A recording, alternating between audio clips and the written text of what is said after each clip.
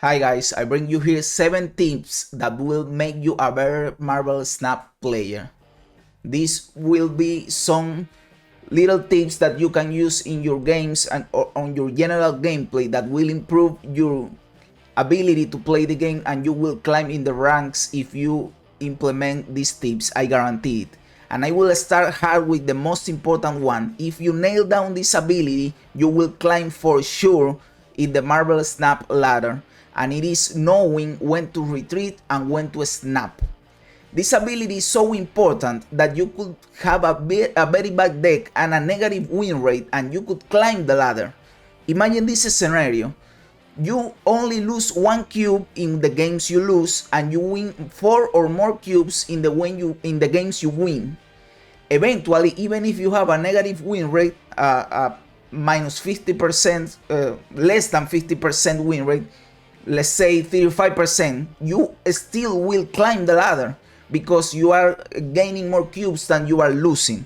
Of course, you can have a 0% win rate, but a decent enough win rate will make you climb the ladder just by having this ability. Of course, having a better deck, a very explosive deck, a good deck can make you climb faster, but it doesn't mean that a mediocre deck could make you climb. It could make you climb slower, but it could make you climb if you nail down this ability of knowing when to snap and when to retreat. And if you want some general guidelines of knowing when to do this, I can give you a very basic guideline that will take you from being a complete noob to being a very decent player. And it's as simple as this. For knowing when to snap, if you are confident in your hand, if you are confident in your board, if you are confident in the locations, if you are confident in your power, snap. It doesn't matter the turn, it doesn't matter anything, just snap. I say this because some people just snap last turn if they feel like they are going to win, and that is cool, that isn't a mistake. But they never snap earlier in the game because they are not confident enough, you know. And when you snap on the last turn and the opponent feels you have the nuts, they will just retreat and you will lose the opportunity to gain more cubes. That's why some players snap even on the first turn if they have all their combo pieces in their hand, you know. If first turn you draw all your combo, you could snap immediately. If turn 3 all locations reveal and they benefit your deck, you could snap. If you are winning turn 4 on points and you have your combo pieces, snap. If you are confident in your deck and your position, don't wait till later. Snap right now so the cube count will go up immediately, because if you snap turn 2, turn 3, very rarely will people retreat unless they are in a very bad position or they have very bad draws. And the same goes the other way around. If you are losing, if you are not confident in your position, if the locations go against you, if you haven't drawn any of your combo pieces and the opponent snaps, just retreat. You only lose 1 cube, nobody cares, just retreat. Of course, if they don't snap, you could play out the game because you're not losing anything. But in the instant they snap and you are not confident in what you have, just retreat. I guarantee with only these guidelines, you can climb the ladder of Marvel Snap. Another very strong tip is knowing the meta. And when I say meta, I don't mean like a tier list of what is the tier 1 decks and what is the tier 2 decks. That is cool to know, but that's not what I mean. What I mean is, what are the decks that are being played? What decks are viable? Even the shitty ones. You only need to know what decks are like possible. Why? Because this way, only like seeing 2, 3 or 4 cards your opponent plays, you know what deck they are playing.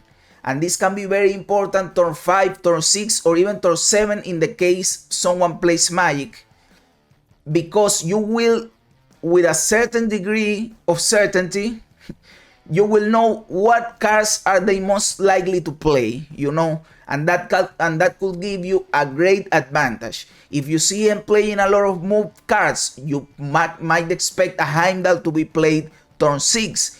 If you see that they play a Kingpin, you might expect a Magneto being played turn 6. If you see that they play a lot of ongoing cards, you might expect an Spectrum to be played. If you see a lot of cards without any ability, you might expect a Patriot plus an Onslaught being played. That could give you certain advantage of what might to expect and how you could distribute your power, if you could snap, if you could retreat. All of that derives from the ability to know what deck your opponent is playing. And you will know it if you know what decks are viable, what cards go well with what cards. And that's why I believe this tip is very important. So make sure if you want to climb on the Marvel Snap ladder, that you learn what decks are viable. A very important tip that I believe most people know instinctively, and it may seem very obvious, but sometimes we as gamers or as people just don't want to do it, is just do the math, bro. Like, sum your power, know how much power you are going to have at the end of the game. Sometimes we are lazy and we just assume, and I say it because I do it and I see other people doing it, that no, I will have a lot of power here, it doesn't matter how much, and he will not have enough power. And sometimes that could result in you losing by 1 point because you didn't take the time to do the math. So this is a pretty simple tip, but it is a very important one that I guarantee will make you climb the Marvel Snap ladder. Just do the math, bro. Don't be lazy. Do the math on all your lanes. There are some complicated scenarios when doing the math is very difficult, like an Onslaught lane with Iron Man and Onslaught Citadel that it is a big multiplier. I know you won't do the math there because nobody can. It's very difficult. Well, some people can. But that is a case where you don't really need to know the math because you know you will have even thousands of points sometimes. But there are very specific cases when doing the math is very important because there are close numbers between your power and their power. And in those cases, you need to do the math. Don't be lazy. This tip is related to how the game works. And the developers of this game thought that giving locations different abilities would make the game more fun and less repetitive, you know, and that every game is different. And they are right. This game is very different because every game you play has different locations with different abilities, and that modifies the way that your deck plays and the opponent plays, and it gives a different experience. So a good thing to have in mind to climb in this game is not only knowing every location, because knowing everyone by memory isn't as easy, but knowing what locations benefit the deck you are playing, and also the contrary, what locations can harm your gameplay or your combo. You know, this is very important. Even more if you switch decks around, or even more if you only play one deck. If you only play one deck, you have to be very sure of what locations benefit you and what locations harm you. You know, to give an example, a very easy example, if you have an ongoing deck, you like Onslaught Citadel because it doubles on your ongoing abilities, and you don't like Isle of Silence because Isle of Silence removes your ongoing abilities. This is a very easy and basic example, but there are more nuanced examples, like if you are playing a movement deck, you like locations that don't really let you play cards there because you can move cards there. To give an example, Sanctum Sanctorum, when you can't play cards, well, if you have like a Nightcrawler, you could move in here, moving there, and that is great for you. Even Death's Domain, when a card is played there, it dies. Well, you can move cards there, and then they don't die, and that is very important to know. Even in a Cerebro deck, something more nuanced that some people may not notice. If you have a location that gives you power, like Nidavellir, that gives 5 power to every card in that location, that isn't good for a Cerebro deck, and it might be counterintuitive because how can power be bad? Well, it's bad because Cerebro gives power to the highest card. And when you play a card in Nidavellir, that card turns into the highest card, and then Cerebro only gives power to that card and not to the entire board, which is the purpose of the deck. So you have to take that into consideration when playing the game. And if you know what locations are good for your deck and what locations are bad for your deck, you will have a better gameplay, and as a result, you will win more games, you will snap and retreat better, and you will climb the ladder. Another tip that might seem obvious, but again, some people don't take it into consideration, don't think about that, and just give it for granted, is knowing what are your possible draws. In this game, it's pretty easy to know what are your possible draws because there are only 12 cards in the deck and all cards are unique. It's not like Magic the Gathering where you have 60 plus cards and you can have 4 cards of the same card. So knowing your draws there is even harder. But in this game, it's pretty easy. And in turn 1, you draw 4 or 5 cards and you already are like almost at the half of your deck. And you know what cards are left in the deck. So later in the later turns where you have only like 3 cards in deck, knowing what cards are there is very important because you know what your options will be. And this is easily achievable. You don't even need to memorize your deck and memorize what you have played and what you have in hand, because you can simply take a picture of your deck like all the streamers of Marvelous Snap do and have the picture nearby and just look what have I drawn, what is left. And you can see, clicking on your portrait, you can see, well, I have 3-4 cards in deck and the 4 cards that are left are these ones. So I know what I'm going to draw. This is very important because, like I said, on turn 5 or turn 6, you know what your options are. You will know if you will have your combo or if you don't, and that can help you snap or retreat, which again is the most important ability on this game. So knowing your draws will improve greatly your gameplay. This tip is a little more advanced, but I believe it is important to learn it even from the get-go, even if you're a beginner, so you don't get stagnant on your gameplay. And it is don't tunnel vision. What I mean with don't tunnel vision is that sometimes we are so focused on our deck's combo that we forget about all the other possible plays.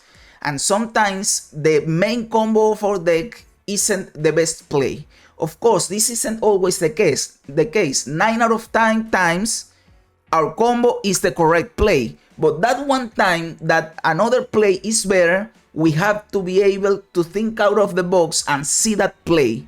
Because if we are too focused on our combo, we will pull our combo off and we will lose the game because there was another better play.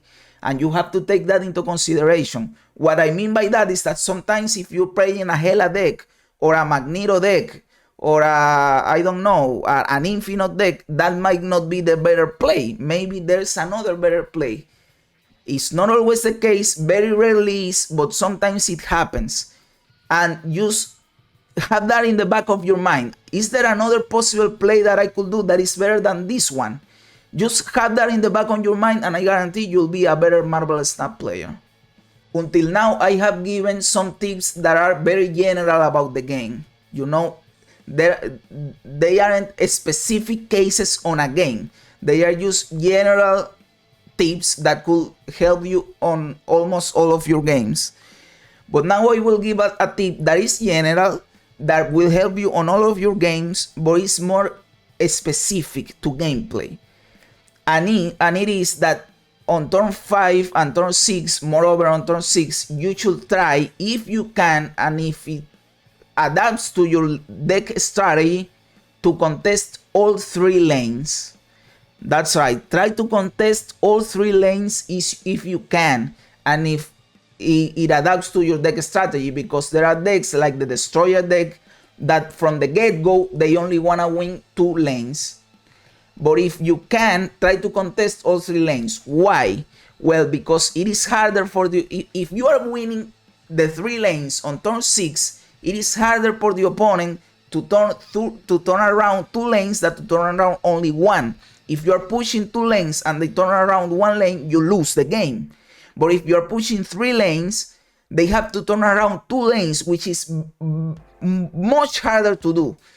And that is a strategy, a very potent strategy to gain cubes, because if you're winning all the 3 lanes, you can snap and you put them in a very awkward position to win, you know. And that gives you confidence in your ability to snap or to not retreat if they snap you. And I guarantee that it will make you win games. Going for the 3 locations will make you win many games. Of course, again, it is not always possible to do it, but if you can, if the game permits it, try to do it. And that's it, guys. I guarantee that if you implement these 7 tips, you will climb the ladder. I was infinite playing like this, and I believe anyone can do it. And they don't need to be like a 5-head genius to do it. Just implement these tips and you will make it. I guarantee it. And if you are still here, thank you very much for being here. You are awesome. If you like the tips, please consider leaving a like and subscribing to the channel. That will help me out a lot. And I stream live Marvel Snap on my Twitch channel, Yazarus, like this channel. You can watch me there and hang out and play with me. I will leave the link down in the description. You can also follow me on Twitter. Again, Yazarus, I will leave the link down in the description. And yes, you're awesome, bro. Thank you for being here. I hope you enjoyed these tips and you enjoyed the game and have fun. And remember, as the great Bill Hicks said, this is just a ride.